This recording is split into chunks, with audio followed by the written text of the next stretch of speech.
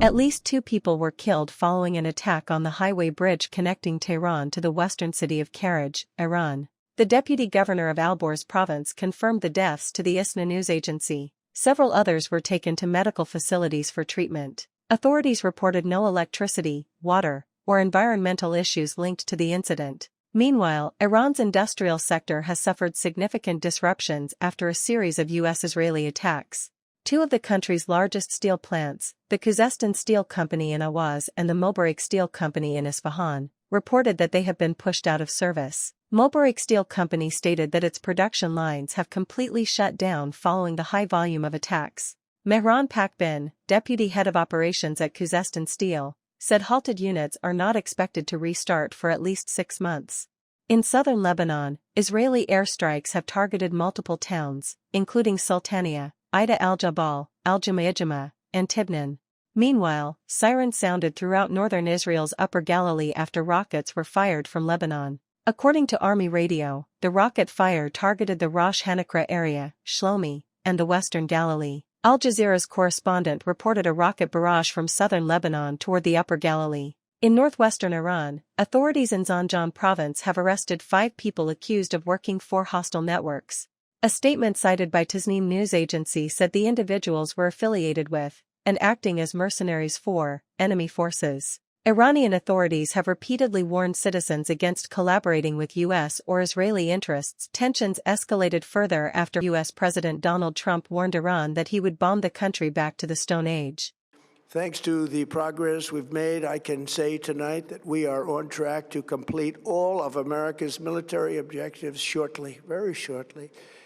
We're going to hit them extremely hard over the next 2 to 3 weeks. We're going to bring them back to the Stone Ages where they belong.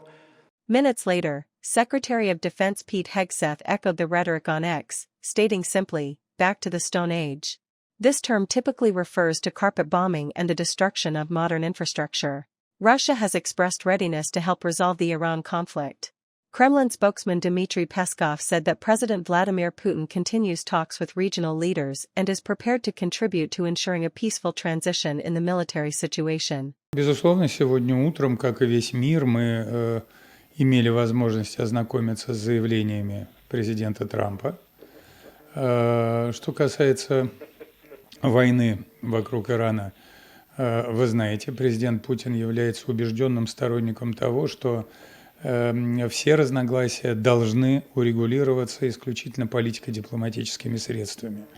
И именно об этом президент говорил в ходе своей серии международных телефонных разговоров с главами государств Персидского залива, Арабского мира.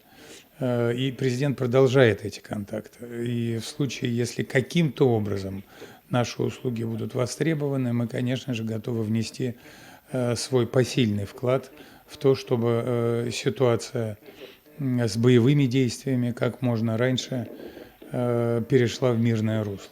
Это основа нашей позиции. Russian President Vladimir Putin also held a phone call with Saudi Crown Prince Mohammed bin Salman to discuss ending the Middle East war. The Kremlin said that both leaders emphasized the need for a rapid cessation of hostilities and increased political and diplomatic efforts to achieve a long-term settlement. Qatar has appealed to the United Nations over Iranian attacks. The Qatari Foreign Ministry stated that a series of Iranian drone and cruise missile strikes targeted its territory between March 28 and April 1, including an attack on an oil tanker. The letter to UN Secretary-General Antonio Guterres condemned these acts and stressed Qatar's right to seek compensation and respond under international law. International diplomatic efforts are underway. The Group of Seven, under France's current presidency, will meet with the Gulf Cooperation Council to discuss the situation in the Strait of Hormuz. Germany's foreign ministry reported that top diplomat Johann Wadefuhl spoke with his Chinese counterpart Wang Yi, stressing the importance of freedom of navigation in the strait and urging China to use its influence to push Iran toward a negotiated solution. Austria has rejected U.S. requests to use its airspace for operations related to Iran, citing its neutrality law. The Austrian Defense Ministry said requests would be reviewed individually. Spain has closed its airspace to U.S. military planes involved in the conflict, while Italy denied access to a military base in Sicily for U.S. bombers last week. Meanwhile, in Israel, 8 Muslim-majority countries, including Pakistan, Turkey, Egypt, Indonesia, Jordan, Qatar, Saudi Arabia, and the UAE, have condemned a new law passed by Israel's parliament. The law mandates the death penalty for Palestinians convicted of killing Israelis but does not impose the same penalty on Jewish Israelis who kill Palestinians.